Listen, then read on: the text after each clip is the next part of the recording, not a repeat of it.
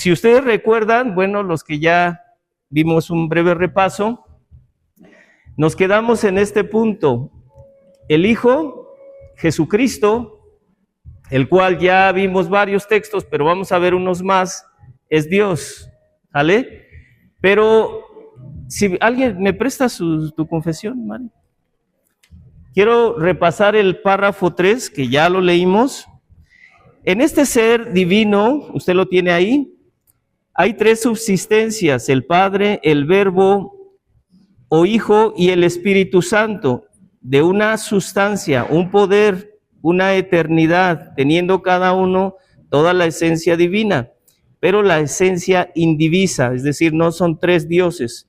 El Padre no es de nadie, ni por generación, ni por procesión. El Hijo es engendrado eternamente del Padre. Y el Espíritu Santo procede del Padre y del Hijo. Todos ellos son infinitos, sin principio, y por tanto son un solo Dios, que no ha de ser dividido en naturaleza y ser, sino distinguido por varias propiedades relativas, peculiares, relaciones personales. Dicha doctrina de la Trinidad es el fundamento de toda nuestra comunión con Dios y nuestra consoladora dependencia de Él. Eso lo tienen en su documento, gracias. Y es importante que reflexione estos párrafos y haga el esfuerzo de ir a los textos. Los párrafos son extraídos de los textos, recuerde eso. Y las preguntas, sus respuestas vienen de los párrafos, de los textos. Entonces, si usted no hace ese esfuerzo, de pronto pues va a quedarse con ya no entendí, o de qué se trata. ¿Sale? Ok, si no, acuérdense que ya hemos dado algunas instrucciones. Ustedes pueden mandar sus preguntas al grupo y de manera personal o de manera grupal les puedo responder las preguntas para avanzar lo más posible en los capítulos. Ok, nos quedamos aquí. El Hijo es engendrado del Padre y mencionamos el Salmo 2:7, Hebreos 1:5-6, Hechos 13:33 y algunos, porque es algo controversial, muchas veces nos limitamos a decir sí, fue engendrado, Lucas 1, Lucas 2, fue engendrado por el Espíritu Santo en una mujer virgen llamada María, y nos limitamos a eso. Pero el párrafo no habla únicamente de eso. Habla en este Salmo 2, verso 7, si no me equivoco, que el Padre engendró al Hijo. Y trata de comprender eso y dices, lo llevas al plano humano y tú dices, para que alguien sea engendrado, hace falta una unión, ¿no? De dos, varón y mujer, un esperma y un óvulo, es necesario para que sea engendrado. Y muchos se quedan en ese concepto. ¿Así fue engendrado Jesús? No. Por favor, no. Ahora muchos dicen otra pregunta, y de ahí muchas herejías. Si fue engendrado, entonces vino a existir porque no existía. Y ya eso le quita la eternidad. Ya no es divino Jesús. ¿Sí se da cuenta de lo complicado que puede ser? Entonces, ¿qué significa en realidad ese término? Bueno, del hebreo Yalad, en el Salmo 2:7, el Mesías es hijo de Dios por decreto. El término Yalad no solo significa que alguien puede dar vida, no. Significa que en este caso el Padre decretó que Jesús, estando con él en la eternidad, recuerde el Verbo, Juan 1, estaba con Dios y era Dios, y estando en esa eternidad pasada que los teólogos mencionan, eternidad pasada, es decir, antes de que Jesús fuera o tomara un cuerpo humano, como dice Filipenses 2, Dios lo declara o lo decreta como su hijo. ¿Está complicado? Es decir, digámoslo así, alguien, creo que me estoy complicando la vida. Vamos a decir dos personas que no son familia, pero debido a el trato, debido a la necesidad, el que tiene recursos adopta a la otra persona como su hijo, pero no lo creó. Ese es el punto. No es que no existía, es que esa persona ya estaba ahí, solo lo declaró como su hijo. Ese es el concepto correcto en cuanto a que, ¿alguien tiene su Biblia? ¿Salmos? Es que creo la dejé. Ah, no, sí, aquí está, mire. Salmo 2:7, léalo, por favor. Así dice la palabra del Señor: yo publicaré el decreto. Jehová me ha dicho: mi hijo eres tú, yo te engendré. ¿Qué dice al principio? ¿Yo qué? ¿Publicaré qué? El decreto. Es mi decisión desde este momento nombrarte como mi hijo. En una eternidad pasada que nosotros no podemos decir, ¿hace 1000 años? ¿Hace 2000 años? No sabemos. Simplemente es en la eternidad, en la subsistencia del Padre, Hijo y del Espíritu. El Padre declara que Jesús, el Mesías, es su hijo. ¿Está claro? Está complicado. Claro que también podemos hablar de que fue engendrado en María, como ya lo mencionamos. Ese es otro asunto, pero no significa, el término engendrado, por favor, no significa vino a existir, como lo maneja Testigos de Jehová. No, él ya existía. Simplemente por decreto del Padre fue adoptado su hijo. ¿Sí está? ¿Sí? ¿Sí o les compliqué la vida? Entonces ese término Yalad no significa vino a existir, no significa fue creado en ese momento de la eternidad, sino que en esa comunión, en esa subsistencia Padre, Hijo y Espíritu, en la eternidad, el Padre declara a Jesús como su hijo. Yo te he engendrado hoy, por decreto, eres mi hijo. ¿Sí? ¿Ok? Muy bien. Espero no complicarles la vida. Recuerden que esto es racionalmente complicado explicarlo. Ok. Creado, si alguien como Testigos de Jehová dice, es que Jesús fue creado en un momento de la eternidad, es una enseñanza de Arrio, siglo II, siglo III, que simplemente se vuelve a repasar en los años después, como el día de hoy. Hasta se les llega a decir a ellos que son seguidores de Arrio y ellos lo niegan, pero enseñan lo mismo, que Jesús no es divino y que Jesús no es eterno y que Jesús fue creado en la eternidad. Y creado sí significa que no existía. Pero la Biblia nunca dice que fue creado, dice engendrado. Y ese término, ya traté de explicárselos, fue por decreto divino, te adopto como mi hijo, te declaro mi hijo, ¿ok? ¿Sí? Si existen dudas, pregúntenle a David y a Mac.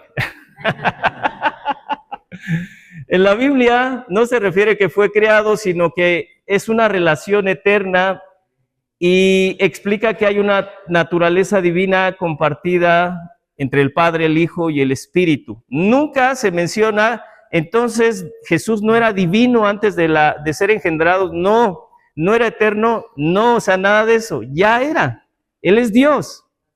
Simplemente fue un decreto, la adopción, ¿sí? Ok, muy bien.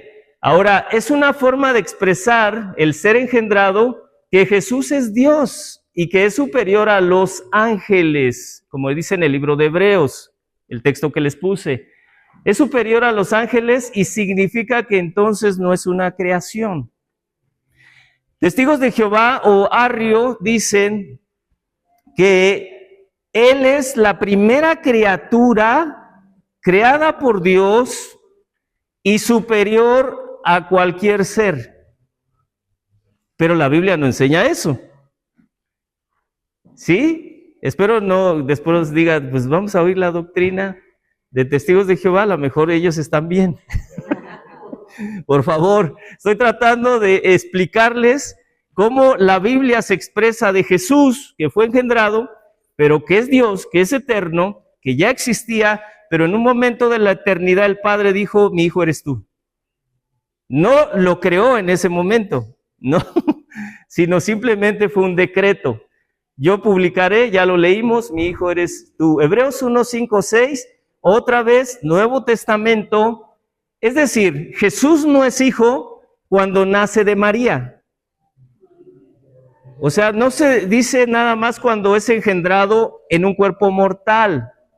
No solo en ese momento es hijo de Dios. Él ya es hijo en la eternidad. Eso es lo que estamos tratando. Bueno, enseña la Biblia. Él vino del cielo, del Padre, del seno del Padre, como hijo. No vino porque entonces, Dios mío, es que hay mucho. Es que hay personas que enseñan que cuando es engendrado en María, y bueno, algunos enseñan hasta que María es inmaculada, y que por eso Jesús es santo, porque María era tan santa, que entonces le heredó esa santidad a Jesús. Eso no es bíblico, por favor, ¿sale? Y que en un momento dado, debido a su comportamiento de él, tan santo, el Padre decide poner su espíritu en él, su Espíritu Santo, para que haga todas las obras que hizo, los milagros, y para que publicara la salvación. Eso no es bíblico, por favor, ¿sale? Estoy tratando de adelantarse un poquito de las herejías que en la historia se han tenido que enfrentar. ¿Sí? ¿No los confundo? Y en este caso, él ya era hijo. Viene al mundo siendo hijo de Dios. ¿Sale? No es que en la tierra, debido a su comportamiento santo, Dios lo adopta y dice, mi hijo eres tú. No, no es así. Él ya nace siendo hijo de Dios. En la eternidad ya era hijo de Dios. Yo seré a él Padre y él me será a mí hijo. Otra vez cuando introduce, aquí sí, está hablando de qué. ¿De qué? No, cuando dice introduce al primogénito en el mundo, ahí sí está hablando de que tomó forma humana. Ahí sí le fue dado cuerpo, dice la Escritura, a través de María. Ahí sí nació en condición de hombre, lo introdujo al mundo en un cuerpo mortal, ¿sale? Y dice, adórenle todos los ángeles de Dios. Es decir, no hay ángeles, no hay ángel que se le compare a él. A ninguno de los ángeles Dios le ha dicho, mi hijo eres tú. A ninguno, ni a Satanás. Algunos dicen, es que Jesús... Es que hay tantos videos en internet, tenga cuidado. Algunos enseñan que Jesús y Satanás eran hermanos y que los dos eran hijos de Dios. Imagínense, la Biblia solo menciona que por decreto divino, solo Jesús es hijo. Ninguno de los ángeles tiene esta condición y ninguno tiene esta subsistencia con el Padre. La misma sustancia. Vamos a ver los textos, no se preocupe. A lo mejor le adelanté mucho. El Hijo de Dios desde la eternidad, Juan 7:29, acuérdese, aquí vamos a ver algunos textos de Jesús en la eternidad, ya es hijo, y dice Jesús, yo le conozco al Padre, porque de él ¿qué, hermanos? Procedo. Él me envió, procedo del seno del Padre. Él y yo somos uno. ¿Sale? Y vamos a ver muchos, espero nos dé tiempo. Colosenses 1:15, en cuanto a el tiempo de su humillación, o cuando vino en un cuerpo mortal. Él, Jesús, el Hijo, es la imagen del Dios invisible, el primogénito de toda la creación. Solo el Hijo manifiesta de manera completa la naturaleza divina del Padre, a quien nadie ha visto jamás. ¿Sí? Cuando vino en un cuerpo mortal. Nadie en la tierra ha podido manifestar lo que Jesús manifestó. Hay personas que argumentan cuando menciona la Biblia el primogénito de toda la creación, primogénito como primero, de toda la creación como el Protótokos, algo así, es el griego. Lo que significa que es el principal. No hay nadie que esté por encima de Jesucristo. No significa que es el primer creado, por favor, sino es el principal sobre toda la creación. ¿Sí? ¿Está claro? Ahorita lo vamos a ver. ¿Mandé? ¿Sí? Sí, sí, sí. Y de toda la creación. ¿Vale? Muy bien. Primogénito, bueno, aquí lo había notado, de imagen de Dios, eikon, del griego, significa copia exacta. Primogénito de toda la creación significa que Él es la fuente de toda la creación, no el primer creado. ¿Sí? Colosenses 2:9, en Él, solo en Él habita corporalmente, o sea, físicamente, toda la plenitud de la deidad. O sea, nadie puede manifestar esto. Por mucha santidad que hayamos desarrollado por la gracia de Dios en nuestra vida, nadie puede manifestar esta plenitud divina, solo Jesús.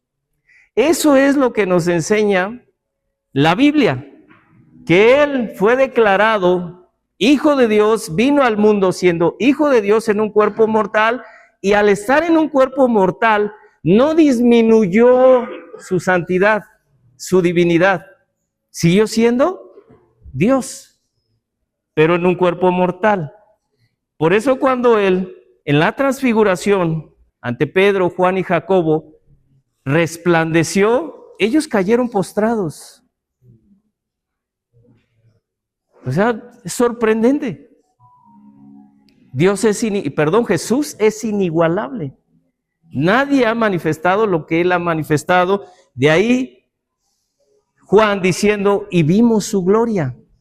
O sea, vimos algo diferente que no veo en Pedro, tal vez dijo Juan, que no veo en Juan, tal vez dijo Pedro. O sea, que no veo en ninguno de los discípulos, en nadie.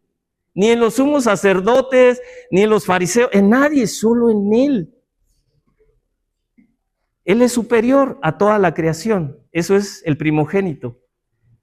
Ok. La Biblia nos revela ahora las particularidades del Padre, del Hijo y del Espíritu. ¿Son uno solo? Ahí aterrizamos, el párrafo 3.1, pero de pronto la Biblia nos muestra esas singularidades o diferencias que nosotros debemos respetar como iglesia. Y vamos a verlas. Vea, Hechos 10:38, Dios, el Padre, ungió con el Espíritu Santo y con poder a Jesús de Nazaret, Padre, Hijo y Espíritu. Pero es uno. Pero aquí está hablando de singularidades. ¿Qué hizo Dios? Ungió. ¿Qué hizo el Espíritu? Vino sobre Jesús con poder. ¿Qué hizo Jesús? Estaba en un cuerpo mortal manifestando la gloria de Dios y vino a redimir a los pecadores. ¿Sale? Allí hay singularidades. Yo no puedo decir el Padre vino al mundo. No. O el Espíritu Santo envió al Padre al mundo. Yo no puedo decir eso. No es bíblico. ¿Quién vino al mundo? El Hijo, Cristo. Y yo debo respetar esas singularidades porque hay personas que dicen, pues al fin y al cabo, si son uno, pues entonces los tres hicieron todo. No. La Biblia nos enseña que debemos respetar esto y Dios estaba con él, el Padre Jesús estaba con Jesús, el Espíritu Santo procede del Padre y del Hijo, es decir, otra singularidad. Cuando venga el Consolador, el Espíritu Santo, a quien yo, Cristo, lo enviaré del Padre. Es curioso, ¿no? El lenguaje que usa. Yo enviaré del Padre al Espíritu Santo, el Espíritu de verdad, el cual procede. ¿De quién procede? ¿Y Jesús qué dijo? Yo procedo del Padre. ¿Sí se dan cuenta de esa unidad perfecta? Pero ¿se dan cuenta de las singularidades de cada uno? ¿Sí? ¿Sí o no? O sea, características personales de cada uno. Ok. ¿Dudas? ¿Reclamos?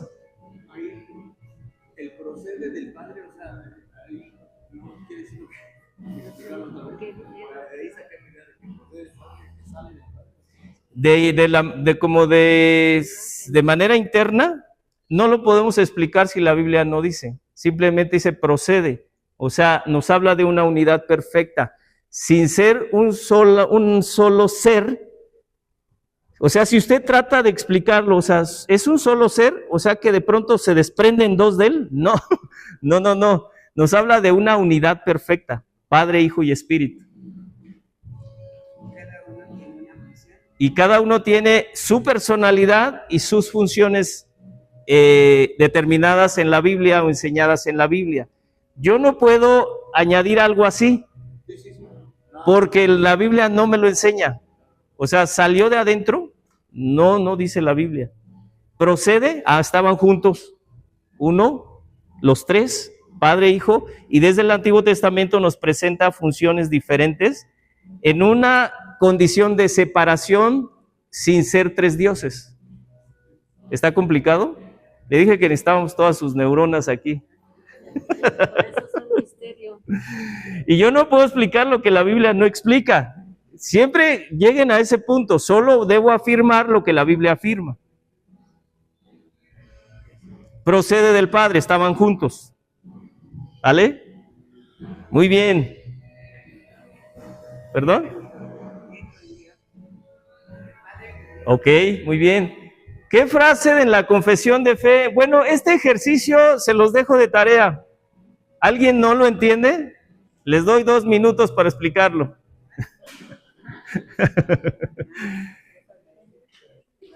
Nada más es, préstame tu confesión. Porque de pronto algunos al final me han dicho, ¿y cómo era eso de opcional? Pregunta 4. ¿Qué frase de la confesión de fe están respaldadas por cada uno de los siguientes versículos? Los números en los paréntesis se refieren al número de párrafo en la confesión. Bueno, si es necesario, regresa a la lección 1. Ok, está Isaías 46:10. Lo único que está pidiendo es este texto, ¿en qué párrafo está de este capítulo 2? ¿Cuántos párrafos son? 3. Yo tengo que buscar este texto en esos 3 párrafos. Eso es todo. ¿Sí? ¿Sí? Está, según yo, en el párrafo 1.5. ¿Sale? El siguiente, Salmo 145. ¿En qué párrafo está? En el párrafo 2.4. Es lo único que, es un ejercicio en donde la idea es que usted maneje este documento. ¿Sí? ¿Le entendieron? ¿Alguien no le entendió? ¿Fabi? ¿Ray? Que la vez anterior me dijiste, ¿cómo era el ejercicio? Y ya habíamos acabado. No es cierto. Es broma. Ok, siguiente. ¿Qué significa la palabra atributo? Eso ya lo sabemos. ¿Qué significa? Ya lo estudiamos.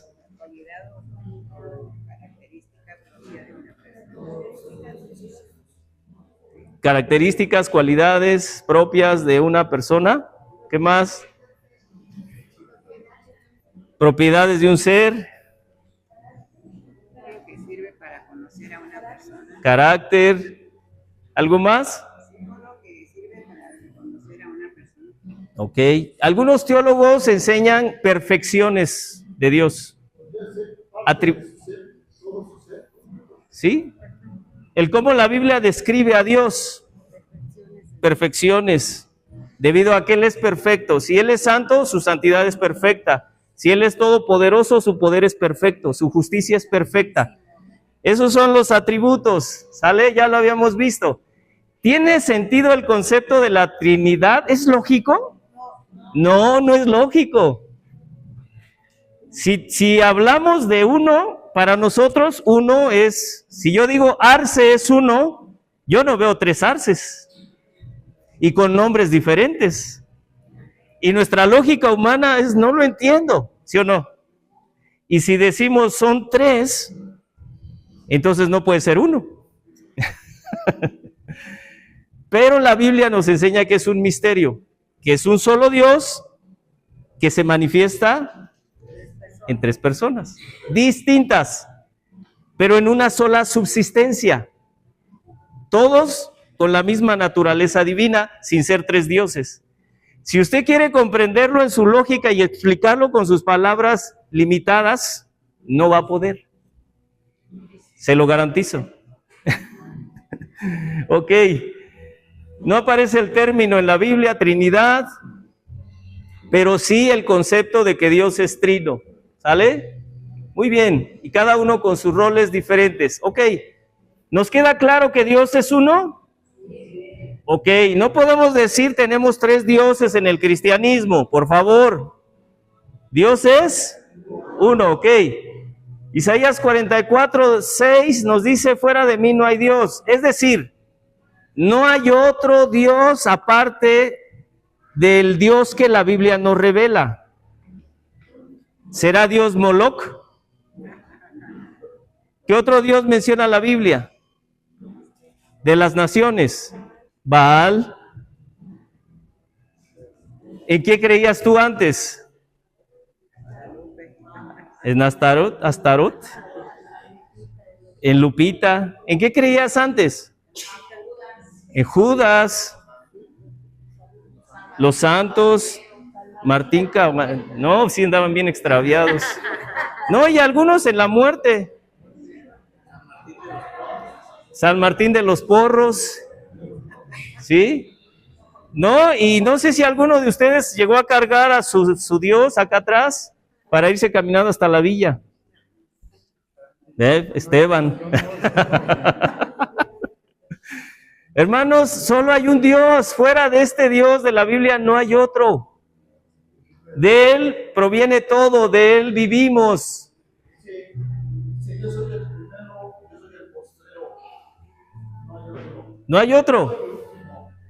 No hay otro, exactamente. Ahora dice, yo soy y no hay dioses conmigo. Entonces, no podemos decir Padre, Hijo y Espíritu son tres dioses. No, es uno solo. La Biblia afirma es uno solo. ¿Sale? Primera de Corintios, también en el Nuevo Testamento, el apóstol Pablo dice, solo hay un Dios. Los apóstoles no llegaron y dijeron, ¿qué creen? Sorpresa, son tres. No, ellos también dijeron, es uno, pero menciona el Padre y menciona al Hijo, un Señor Jesucristo, por medio del cual son todas las cosas. Si alguien dice, Jesús no es Dios, entonces ¿cómo es que Él sustenta toda la creación sin ser Dios? Entonces, ¿cómo estaba con el Padre en la eternidad pasada, antes del principio de la creación? Ok, 1 Corintios 8, no hay más que un Dios. Todos los otros nombres, ¿cómo son reconocidos en la Biblia? Ídolos. ¿Y los ídolos? Nada son. ¿No oyen? ¿Cuántas oraciones no se levantan a los ídolos? Imagínense, y ni oyen. Pero en esa condición estábamos nosotros. ¿Verdad que sí? Sí. Culturalmente se nos enseñó. Ok, la divinidad de las tres personas, un repaso breve. El Padre de nuestro Señor Jesucristo es Dios. Juan 17:3. es el único Dios verdadero, dijo Jesús en su oración sacerdotal. Eres el único Dios verdadero, dijo Jesús. Y de ahí que muchos dicen, ahí está, Jesús está diciendo que Él no es Dios. No, Él no está diciendo que no es Dios. Está reconociendo al Padre en su divinidad. Pero la Biblia reconoce a Jesús en su divinidad. Bueno, vamos a ver eso. Jesucristo es el Hijo es Dios también. Cuando Tomás pudo ver sus heridas, sus manos perforadas después de haber resucitado, las heridas estaban ahí, y Tomás, cuando lo vio, porque 7 días antes se había aparecido a los discípulos en domingo, porque algunos dicen, ¿no será el Señor del sábado? Bueno, se apareció en domingo. Y 7 días después, otra vez los discípulos reunidos, volvió a aparecer Jesús y quiso mostrarle sus heridas a Tomás. ¿Y qué le dijo? No seas ¿qué? Incrédulo. ¿Qué dijo Tomás? Señor mío. Y Jesús no dijo, no me digas Dios, porque Dios solo es el Padre. Jesús aceptó el reconocimiento. ¿Se dan cuenta? Ahora en Mateo 1:23, el ángel Gabriel le dice a María, ¿cuál es el nombre de Jesús? Emmanuel. ¿Qué significa? Entonces, ¿Jesús es Dios? La Biblia lo dice. Isaías 43, cuando se anunció que vendría Juan el Bautista, voz que clama en el desierto, preparad el camino ¿a quién, hermanos? Preparad el camino ¿a quién, según Isaías? A Jehová, al yo soy. ¿Y quién vino al mundo? Cristo. Cristo es Dios. Cristo es Dios, hermanos. Romanos 9:5. De quienes son los patriarcas, de los cuales se refiere a los judíos, según la carne vino ¿quién? Cristo. ¿El cual es? Él es Dios. Hay muchos textos que nos hablan que Jesús es Dios.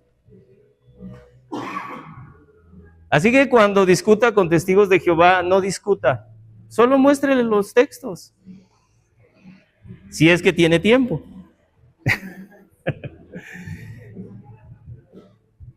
Dios sobre todas las cosas y es bendito por los siglos. Según los judíos, ¿quién es bendito? Yo soy el tetragramatón, yo soy el que soy. Y aquí el apóstol Pablo dice, Jesús es bendito por los siglos. El único bendito reconocido por los judíos es yo soy. De hecho, no se sabe la pronunciación del nombre de Dios. Decimos Jehová, bueno, es la traducción, pero no es el nombre que los judíos pronunciaban. Algunos dicen que lo más cercano es Yahweh. Por eso también la traducción latinoamericana, Yahvé. Vemos en la Biblia interlineal, Jehová. O sea, usted no se case con que, es que si no le digo Yeshua HaMashiach, estoy pecando. Por favor. Nadie sabe la pronunciación del nombre de Dios. Pero en este caso, el único bendito por los siglos de los siglos para los judíos era yo soy el que soy. El tetragramatón. Y Pablo dice, Jesús es el bendito por los siglos de los siglos. Está hablando de su eternidad. El mismo. Amén. ¿El Espíritu Santo es Dios o no? Cuando cayó muerto Ananías y Zafira, porque quisieron engañar a Pedro y el Espíritu Santo, habló.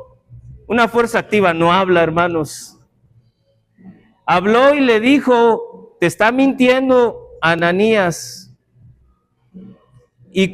Miren las palabras de Pedro. ¿Por qué llenó Satanás tu corazón para que mintieses a quién? Y al final dice, no le has mentido a los hombres, sino ¿a quién?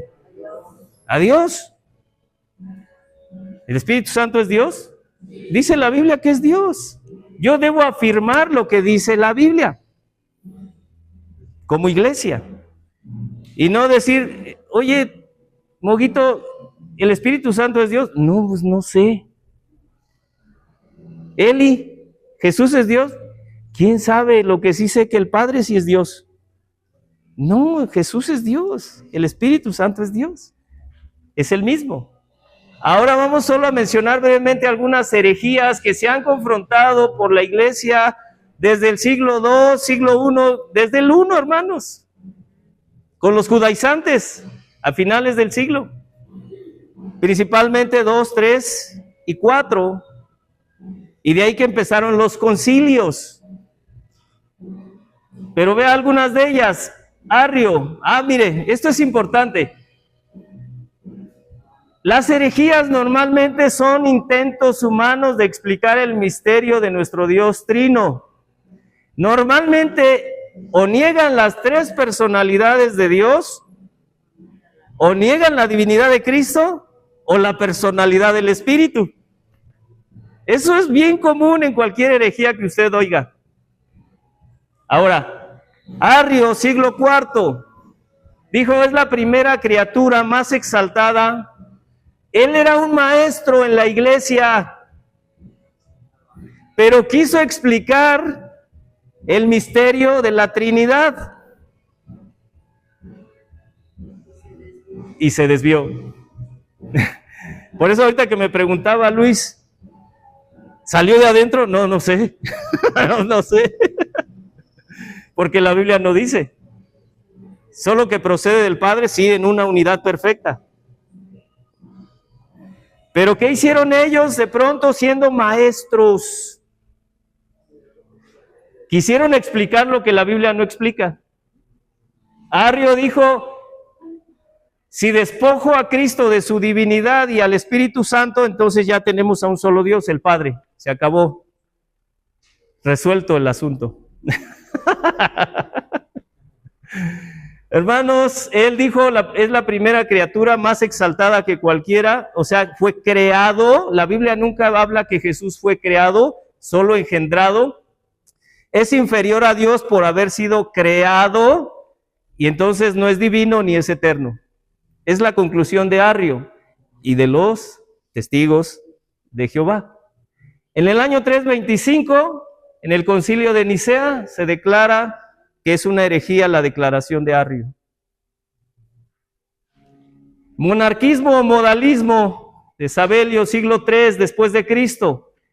Dios es uno, pero se manifiesta en el Antiguo Testamento como Padre, en el Nuevo como Hijo, y después de que Cristo es ascendido como el Espíritu Santo. ¿La Biblia enseña eso? Yo ya los hice dudar. ¿Enseña la Biblia eso? No, la Biblia no enseña eso. La Biblia enseña que desde el principio estaban los tres. ¿Hagamos qué? Al hombre, a su imagen y semejanza. Descendamos y confundamos su lengua. Génesis 11.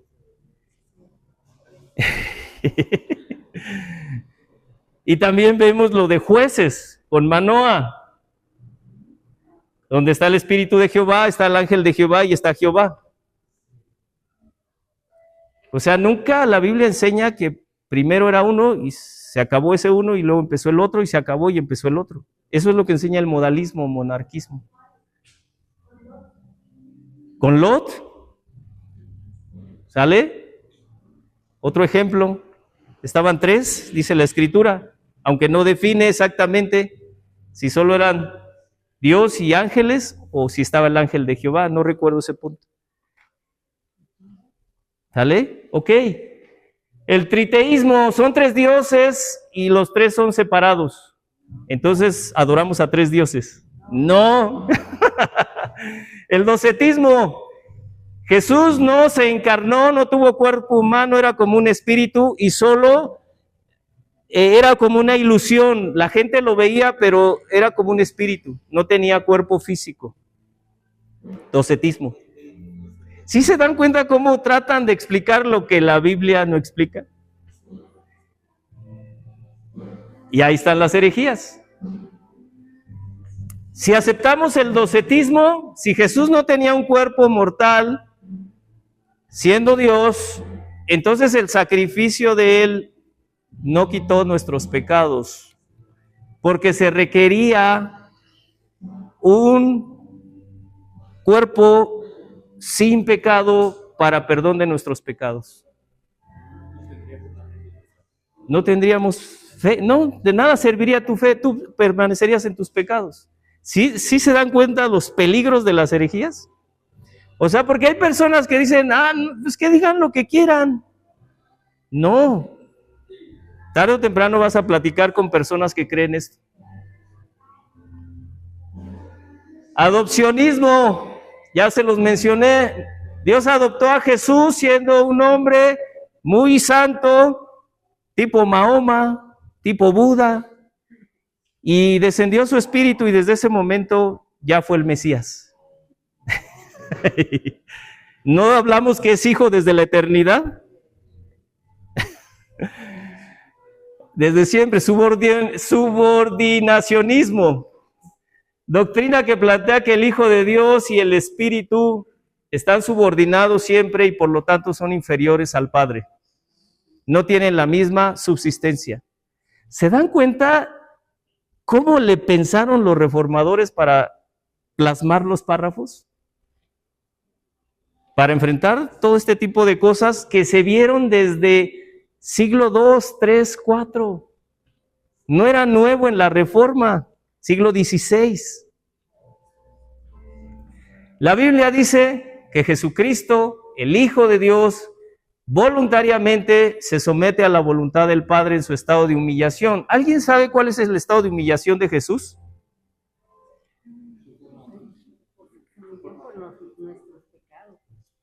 Cuando vino en cuerpo humano.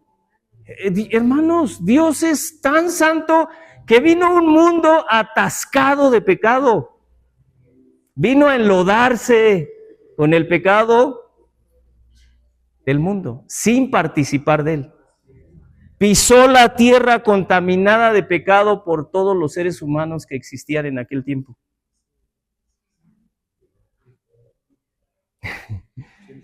Siendo Dios, santo, santo, santo. Vino voluntariamente, se sometió al Padre en su estado de humillación, al tomar forma humana, pero siendo igual a Dios. Jesús no tiene problemas con estar bajo autoridad como muchas personas. Ayer lo decía el pastor Mac. Es nuestro principal ejemplo. Jesús no tiene problema. Ay, yo no me someto a mi marido. ¿Por qué es esto y esto y esto? Ay, yo no me someto a los pastores. Porque vean cómo fallan. Ay, yo no me someto a mis papás porque si usted viera, pastor. Nuestro ejemplo de sujeción es Cristo. Muy bien. Dijo Jesús, yo he descendido para hacer la voluntad del Padre que me envió, de quien procedo. Juan 10, yo pongo mi vida voluntariamente, nadie me la quita, yo la pongo, este mandamiento recibí del Padre, yo me someto voluntariamente a la voluntad del Padre, sin ser menos, siendo Dios también. La Biblia dice que Cristo en su cuerpo mortal habita la plenitud de la deidad completamente. Amén. Entonces, ¿el Espíritu Santo es Dios? ¿Jesús es Dios? La Biblia lo dice. Yo no puedo decir otra cosa. Ahora, ¿creó Dios al hombre debido a algún tipo de necesidad divina? Dios no tiene necesidad del hombre. ¿Y de la mujer? De nada. ¿Dios tiene alguna necesidad? No, de nada. O sea, como para haber dicho, es que necesito crear a millones de seres humanos para yo sentirme bien cuando me adoren 200 aquí en Impactando. Y entonces me voy a sentir bienaventurado y pleno. ¿Será así? No. Él es autosuficiente. ¿Sale? ¿Nosotros sí necesitamos a Dios? Simplemente respire. Si Dios quisiera en este momento, dejas de respirar y ¿qué le pasó a Ananías y Zafira? Hermanos, si Dios actuara como actuó en ese momento, que dijera, con una sola mentira caes muerto. Nada más quedaría yo de pie. ¿Por qué se ríen?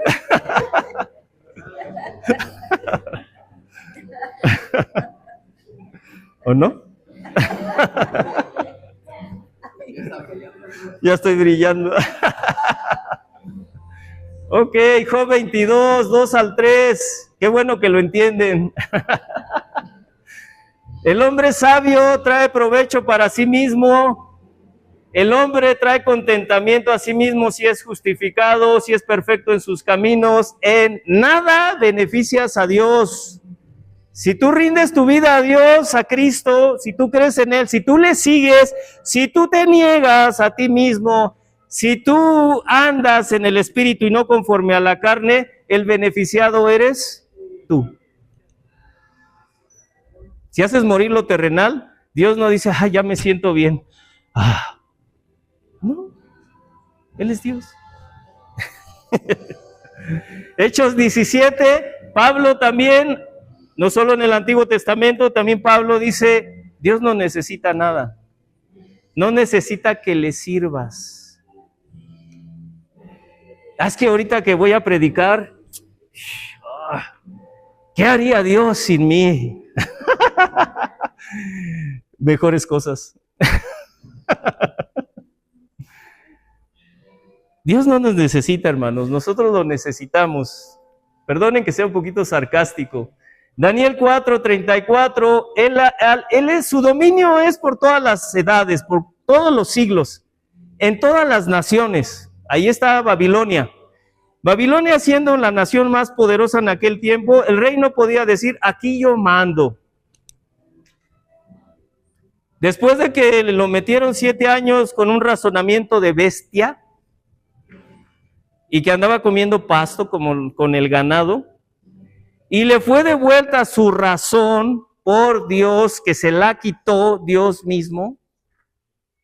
Entonces él levantó los ojos al cielo, lloró en sus manos y bendijo a este Dios altísimo y dijo claramente, Él hace según su voluntad en el cielo y en la tierra, y no hay quien detenga su mano, aunque sea rey. Y por ahí hay personas que, ay, Satanás, no, teme a Dios. Porque si Dios te entrega en manos de Satanás, ahí está el peligro.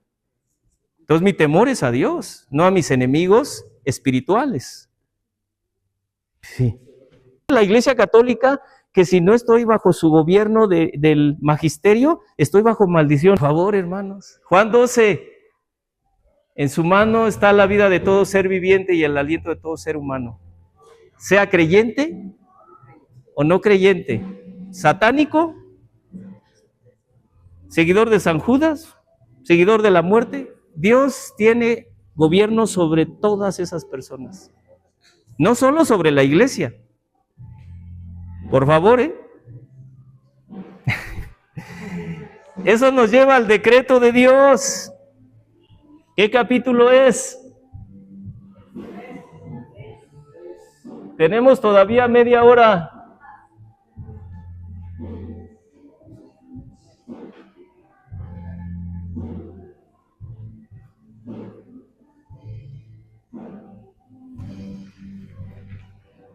El decreto de Dios. Perdonen que no pude acabar la semana anterior lo de Dios y de la Santa Trinidad, pero es demasiada información. El decreto de Dios. ¿Alguien entiende algo del decreto de Dios? ¿Qué es el decreto de Dios? Capítulo 3. Ese tiene 7, 8 párrafos. Una decisión decisión de alguien con autoridad. Una decisión de alguien con autoridad. En este caso es Dios. Dios, ¿alguien más? ¿Qué es el decreto de Dios?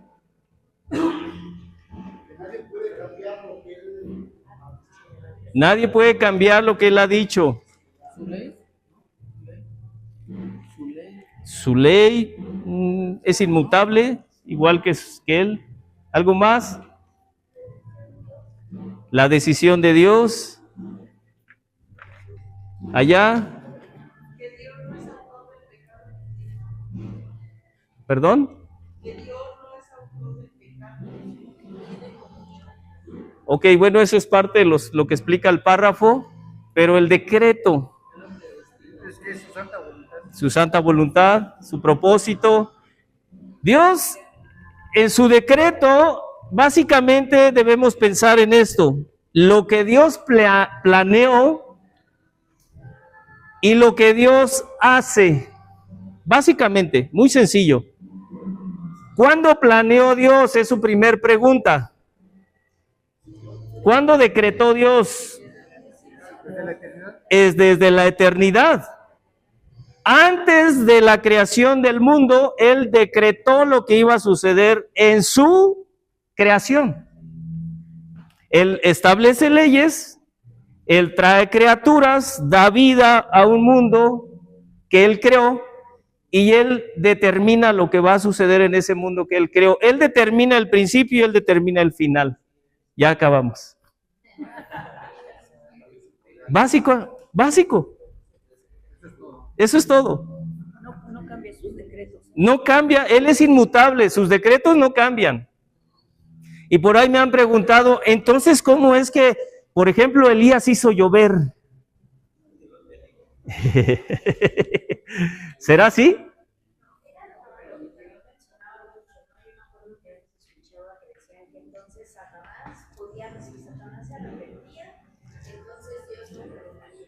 Yo en su momento sí llegué a creerlo, o sea, yo Okay. tenía esa idea. Cuando antes enseñaba otra cosa, hoy en día que sabemos el decreto, sabemos que si Dios ha dicho que no, o sea, porque así va a ser. Y no hay nada de que a esta más se va a repetir o tal persona. O sea, si Dios ya decretó que tales personas iban a suceder, es porque así va a ser. O sea, no hay más. Ok. Nico nos habla del decreto de la salvación. Dios decretó, escribió el libro de la vida y no hay manera de cambiarlo.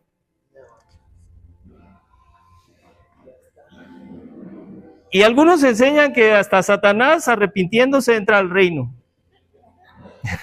La Biblia dice que eso no es así. ¿Dónde va a estar, según Apocalipsis? En el lago de fuego, atormentado. Ok, vamos a ver algunas cosas del decreto, pero ya lo entendieron. O sea que ya va a ser un breve repaso. Ok, nada puede frustrar el decreto de Dios. Nada escapa al decreto de Dios. Nada condiciona el decreto de Dios. Hay personas que enseñan la oración de fe puede cambiar la decisión de Dios. ¿Será cierto? Y toman argumentos bíblicos, como el de Sedequías, si no me equivoco, que fue Isaías a decirle, prepara tus cosas porque vas a morir. Y este rey, Ezequías, perdón, yo dije Sedequías, Ezequías. Y este rey volteó su rostro contra la pared y lloró y clamó a Dios, y Dios le dijo a Isaías cuando ya iba a salir, regrésate, dile que le voy a dar 15 años más. ¿Cambió Dios? No cambió Dios. Ok. ¿Sabe? Cuando alguien ora y lo hace conforme a la voluntad de Dios, dice el apóstol Juan, lo que va a suceder es que Dios va a hacer lo que ya Dios había determinado. Una oración eficaz es la que Dios revela a sus criaturas para que ore conforme a eso que Dios quiere hacer. Y esa persona va a orar porque es alguien que conoce a Dios, que clama a Dios, va a orar en el nombre de Cristo. No va a cambiar la voluntad de Dios, es que Dios le reveló lo que iba a hacer. Y en base a lo que Dios le reveló, entonces empezó a orar. No es que Elías hizo llover. No, es que Dios le dijo, voy a traer sequía sobre la tierra, Elías. Ora para testimonio de los que te vean, que yo actúo a través de ti y tú eres mi siervo. No porque tú lo puedas hacer. Tú no puedes cambiar la voluntad de Dios. Espero no desilusionarlos. Yo estaba pidiendo por mi cónyuge, por mi pareja. Yo estaba pidiendo por mi empresa. Si está en la voluntad de Dios, va a venir. Tenlo por seguro. Sí. Que Dios te revele cómo debes de orar. Para que no ores para tus deleites. Ok, vamos a ver eso del decreto. ¿Cuándo decretó Dios? Párrafo 1, punto 1 y 2, universalidad del decreto. El decreto de Dios está sobre toda la creación, sobre todo el mundo, sobre el universo. No hay nada que escape a su decreto. Dios, desde toda la eternidad, por el sapientísimo y santísimo consejo de su propia voluntad, decretado en sí mismo, libre e inalterablemente, todas las cosas y todo lo que sucede. ¿Cuándo? En la eternidad. ¿Qué? Todas las cosas y todo lo que sucede. No sé si esto te confronte. Yo cuando lo leí por primera vez dije, ¿entonces Dios me trajo hoy? ¿O tú quisiste venir?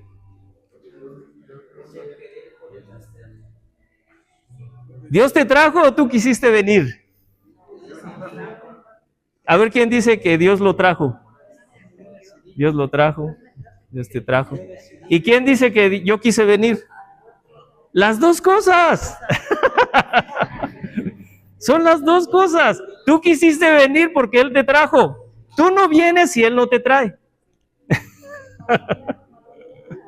Tienes una relación con Dios, yo creo que ya voluntariamente lo haces, ¿no? Pero Él pone en ti el querer y el hacer.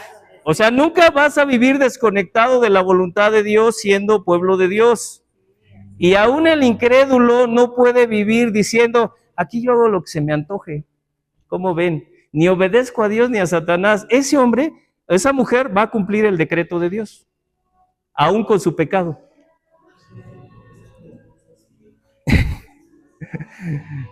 Ok, los decretos de Dios, bueno, desde el principio dice Isaías,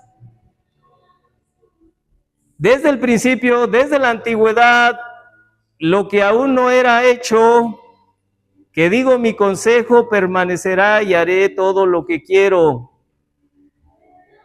Yo hablé y haré venir y lo he pensado y también lo haré. Dice Dios, yo hice un plan para mi creación y yo lo voy a hacer, que ya lo veremos más adelante, que es la providencia de Dios. ¿Tú te puedes resistir a Dios, a su llamado? Sí, mientras Él te deje. Él te dice, ok, resístete, ahí quédate, yo te dejo ahí. Pero en el momento que yo quiera,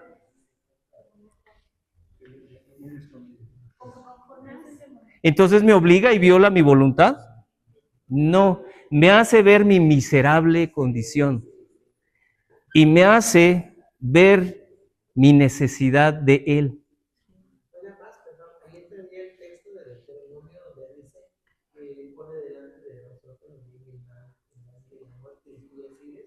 Tú eres responsable, ¿sí?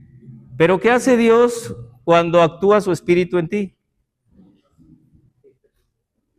Abre tus ojos y dices, ¿esto soy yo? ¿Esta miserable criatura soy yo? El llamamiento eficaz.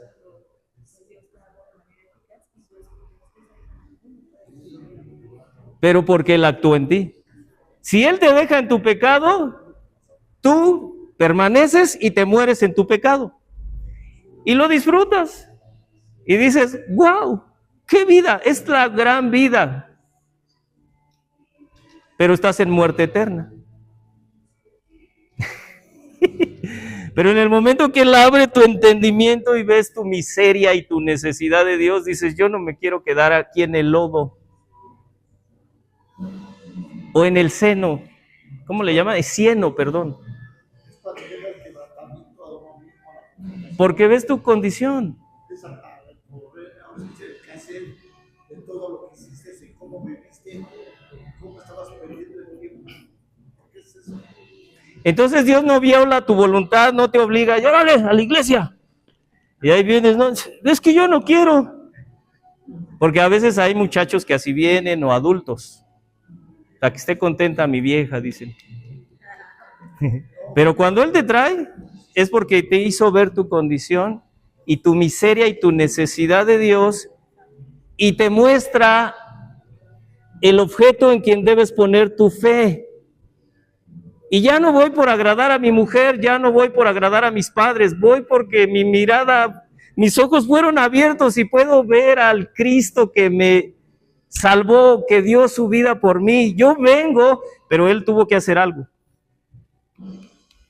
Entonces no viola mi voluntad.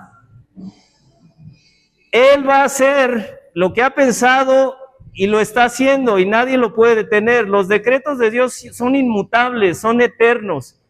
Su consejo va a permanecer para siempre, en cualquier nación, aún en el barrio de Iztapalapa. Si Dios dice, saco de esa idolatría al que carga la cruz ahí en Iztapalapa, lo saca. Porque no podemos resistir el llamado de Dios. ¿Dios decreta libremente? ¿O está obligado por alguien o por algo? No. Nadie le ha enseñado a Él algo, nadie le ha aconsejado. Todo lo que Él quiere lo hace, todo lo que Él quiso ha hecho, y su consejo es eterno. Él decretó lo que va a suceder y lo que está sucediendo. Romanos 11 no es diferente en el Nuevo Testamento, es lo mismo. Los apóstoles lo entendieron. ¿Quién le dio a Él primero? De Él, por Él y para Él son todas las cosas. Él ha sido bueno al llamarte, al mostrar, al quebrantarte, al mostrarte tu condición. Él ha sido bueno al mostrarte a Cristo, su gracia, ¿sí? Todos vivimos y actuamos bajo el decreto de Dios, todos. Las hormigas, todo, los zancudos, los cielos, las estrellas, los ácaros. Hermanos, no hay una célula por ahí extraviada y de pronto atacando a la humanidad diciendo, Dios, ¡ah! Se me escapó esa célula, ese virus, esa bacteria. O sea, Dios, a Dios nada le toma por sorpresa. Ay, me mató a 5 millones que yo no había decidido que murieran. Con la pandemia del COVID, ¿no? Romanos 9, terminamos. Si entonces Él ha decretado todo, ¿decretó mi pecado?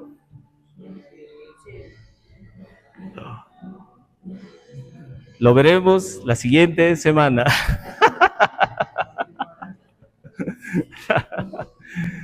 Ok, nos quedamos.